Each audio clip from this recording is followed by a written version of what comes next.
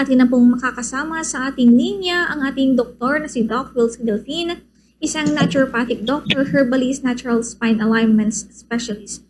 Good afternoon po, Doc. Pagbati po muna tayo sa ating mga listeners and viewers po dahil yung ating topic po ngayon ay madami pong nakaka-relate sa atin. Hello po, Doc. Ayan, so good afternoon po sa mga viewers natin, sa mga nanonood sa Bombo Radio ng Dagupan. Maganda po yung topic natin ngayon kasi tungkol ito sa paglagas ng buhok. At ito nga, medyo may tumawag kasi sa akin for emergency kaya nandito ako ngayon sa sasakyan. Wala pa ako sa clinic. Kaya ito, tiyaga muna tayo. Ayun. So, yung tungkol po sa mga sa topic natin yung tungkol sa paglalagas ng buhok. So, madalas kasi yung mga buhok natin kapag hindi natin yan inaalagaan at iba-iba yung mga chemical na nilalagay natin, isa yun na naging factor kaya nalalagas yung ating mga buhok. Yung mga yan. Okay po, Doc. And maaari po ba nating masabi kung kailan po nating masasabing normal pa po ang paglalagas ng buhok o kailangan na po nating ipasuri sa eksperto po? Ang normal lang na may paglalagas yung buhok natin kada araw. Kasi mapapansin nyo naman kapag pagkatapos natin maligo, nagsusuklay tayo, napapansin nyo may mga nalalagas na buhok, may mga bumabagsak. Ang pinaka-normal kasi na na nawawala sa buhok natin is almost umaabot yan ng 50 to 100 na buhok yung bumabagsak. So normal lang yan. Pero kapag masyado ng marami, hindi na siya normal, kumbaga, ay doon na po yung magpa-check up kagad kasi baka may mas malalang kondisyon na yun yung mga nararamdaman. So madalas ito yung mga nagkakaroon ng mga problema sa thyroid o yung pagkakaroon ng hormonal imbalance. Ganun, yung dapat na talaga na pagtuunan ng pansin kasi nga pag hindi nyo ginawa yon, baka mamaya mas malala pa yung magiging problema. Okay po, Doc. Meron naman pong mga kabombo natin dito na iisa lang po yung kanilang tanong dahil natatakot daw po sila na magkaroon po sila ng hair loss kahit na medyo bata-bata pa po sila. Meron daw po bang mga natural na pamamaraan upang maiwasan po nila ito, Doc? Yung mga natural na pwede natin gawin, unang-una, iwasan natin yung masyado nating sa mga kababaihan yung mabilis sila, nagpupunggo sila ng napakahigpit. Tapos, may ginagamit sila ng mga may init na mga bagay na ginagamit nila sa buhok na nakakapagpanipis. Kaya yun yung mga iiwasan natin.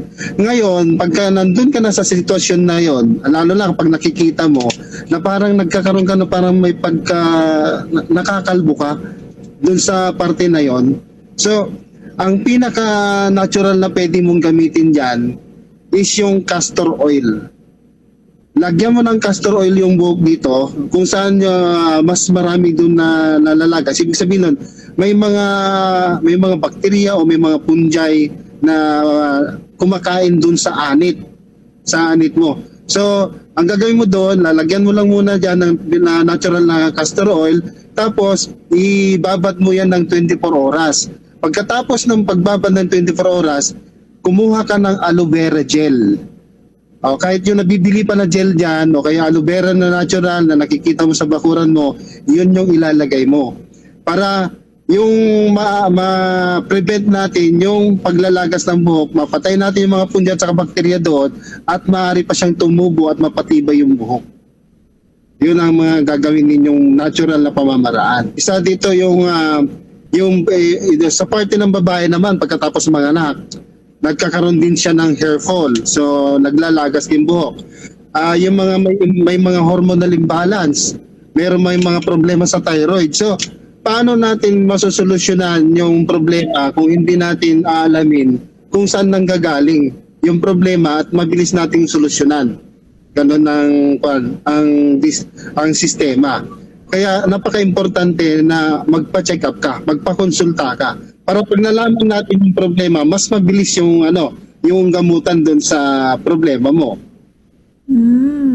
So, ibig sabihin po ba nito, Dok, hindi lang dahil nalalagas yung buhok ng isang pasyente, ay talagang buhok lang ang kanyang problema at may maaaring sanhi po nito na kung bakit po ito naglalagas, Dok?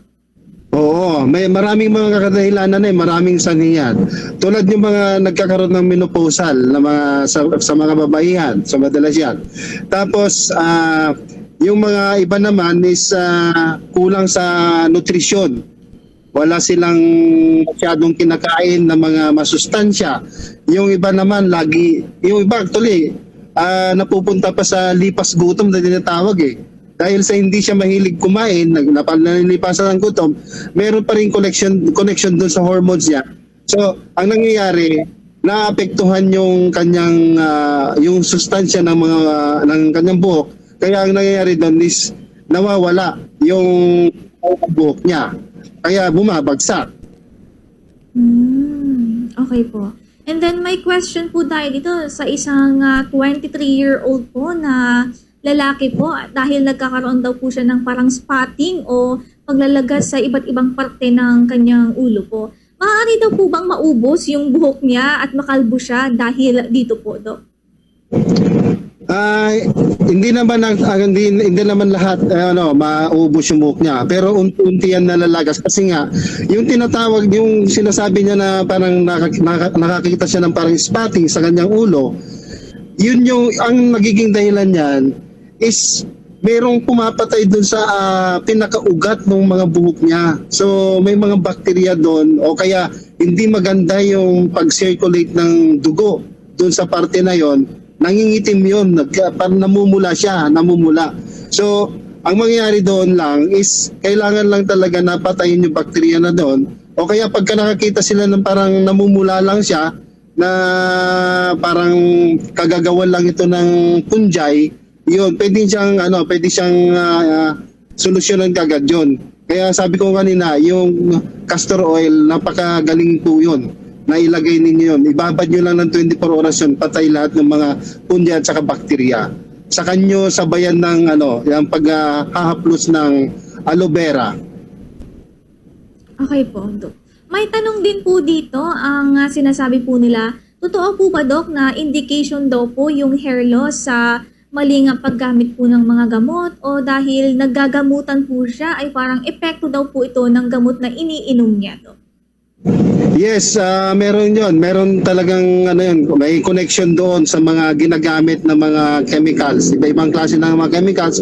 Lalo na ngayon, napakaraming imitation, napakaraming mga nilalagay nila sa buhok nila na akala nila napapaganda. Siyempre, uso ngayon yung pag-hair straight, So, yung mga chemical na ginagamit. Kapag ganun yung mga may mga minsan na doon sa mga chemical na ginagamit, nagiging manipis na pala yung buhok niya, tapos konting hatak mo lang, lagas yung buhok mo. Ganun karupok yung buhok kapag hindi mo tinitingnan yung mga nilalagay nila sa buhok mo kung yun ba ay aprobado ng FDA o di kaya yun ba ay legit talaga, original talaga na organic na pwedeng makatulong sa buhok mo. So maraming mga factors na kailangang ikonsidera para yung maiwasan natin yung paglalagas ng buhok. Kaya meron pa yung mga iba na yung shampoo, yung paggamit ng mga shampoo, yung araw-araw na nagsashampoo na hindi pa basa yung buhok niya, nagsashampoo na siya, dry, hindi basa lahat. So ang ginagawa niya, nilalagay kagad yung shampoo. Naku, napakabilis pong maglagas ang buhok pagdating sa ganon. Kaya kailangan, pagka nag-shampoo kayo, kailangan basa ang buong buhok. Tapos sa kanya maglalagay ng shampoo din, kailangan hanggang sa pinakadulo, yan, nalalagyan niyo lahat yan bago kayo magbanlaw. Ganun ang gagawin. Huwag kayong maglalagay ng shampoo na isang buhos mo lang, naglagay ka agad ng shampoo, yung iba dry pa, hindi pa basa, yun, mabilis pong makalagas ng buhok yun. Okay po, Dok.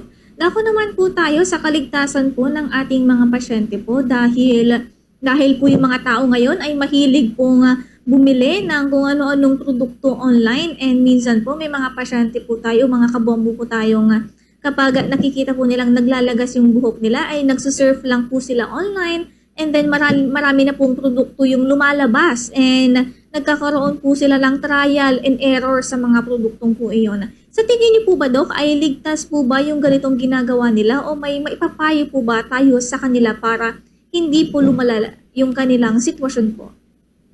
Lagi kong sinasabi sa mga consumers natin, sa mga gumagamit, umiwas, kumuha ng mga produkto online. Kailangan yung panagbibilihan ninyo, pinagkukuhanin nyo ay legit. Meron kayong may opisina siya, meron kayong pupuntahan just in case na nagka-problema. Kaya pagka gagamit kayo ng mga shampoo na pwede nyo gamitin sa inyong mga buhok, lumapit kayo sa mga may sariling pwesto, meron sariling sa mga opisina. Kasi yan ang mga legit na pwede nyong pagkuhanan. Kasi once na nagka-problema kayo, sino nga habulin ninyo? Wala. O kaya mas maganda na gumamit kayo ng mga organic shampoo. Tulad po sa atin, meron na po tayong mga ginawa ng mga organic shampoo na pwedeng gamitin sa mga naglalagas ang buhok, tapos nagkakaroon ng napakaraming dandruff. So yun yung ginagamit natin na pinang-treatment ngayon doon sa mga mabilis maglagas ang kanilang mga buhok. At isa pa, yung mga yung pawis na pawis ka, pawisin yung ulo mo. Tapos nagbuhos ka kaagad ng malamig na tubig. Mainit, malamig na tubig, mabilis maglagas ang buhok. Kaya kailangan i-rest muna. Tignan mo mabuti na wala nang mga pawis sa buhok mo, then saka ka magbuhos para maiwasan natin yung paglalagas ng buhok. Okay po, Doc. And then mailan po tayong mga kabombo po dito na pare-pareho po yung tanong po nila. Dahil nag-worry daw po sila, baka magkaanak sila ay mamana po nila yung ganitong kondisyon. Yung ganitong paglalagas po ba ng buhok, Dok, ay namamana po ba sa mga magulang o sa mga lolo't lola po natin? Yes, meron pagkakataon na yung nagiging sanhi doon sa paglalagas ng buhok ay galing sa pamilya. Kaya alamin mo sa pamilya mo kung meron kang mga kondisyon na gano'n, meron silang mga kondisyon na gano'n, ibig sabihin noon, maaari mo ding makuha yung gano'n na sitwasyon. Kaya nga, kapag naalaman mo na meron kayong gano'n na parte sa pamilya, unahan mo na. Gumamit ka na ng mga organic na mga shampoo. Kailangan, uiwas ka na sa mga masyadong matataas na chemical na mga shampoo. Kung ano yung mga nilalagay mo sa mag-iingat ka kasi nga sa parte ng pamilya niyo merong ganun na lahi. Kaya yun yung iiwasan natin. Isang factors pa rin yan yung na meron sa pamilya na naglalagas ang buhok at yung iba pa nga nakakalbo. So nakakalbo sila. So meron connection doon sa namamana sa pamilya. Okay po, Doc. May mga payo po ba tayo sa ating listeners and viewers po, o mga tips and other things po na maaari po nating masabi sa kanila na hindi po nasaklawan ng kanilang mga tanong po, Doc? Okay. Ang masasabi ko lang, kung gusto nyo talaga na maiwasan natin yung paglalagas ng buhok, yung pagkakaroon ng pagkakalbo, so ingatan lang po natin lahat ng mga ginagamit natin. Tingnan ninyo mabuti kung iyon po ay mga original ba, organic ba sila, o masyadong mataas yung chemical niya. Yan yung mga pag-iingatan ninyo. Pagkatapos doon, pagka pawis na pawis kayo, galing kayo sa napagod kayo, nagpawis kayo, huwag basta-basta magbubuhos ng malamig na tubig sa ulo. Iiwasan natin yan. Pagkatapos, maghanap kayo ng mga organic na mga shampoo na pwede ninyong magamit. Para kahit paano, intact pa rin yung buhok ninyo, maiwasan natin yung paglalagas. At syempre, kapag may cancer ka, hindi mo talaga maiwasan na maglagas o makalbo ka dahil yung mga cells mo ay nagkakaroon na ng problema. Nagiging toxic na siya. Nag-oxidize na yung mga cells nito kaya nagkakaroon din ng problema sa buhok. And sa mga kababaihan, siyempre madalas yan dahil sila yung nagkakaroon ng tinatawag na hormonal imbalance. So nagkakaroon din ng mga thyroid problem, problema sa pamilya, stressful sa trabaho, very toxic.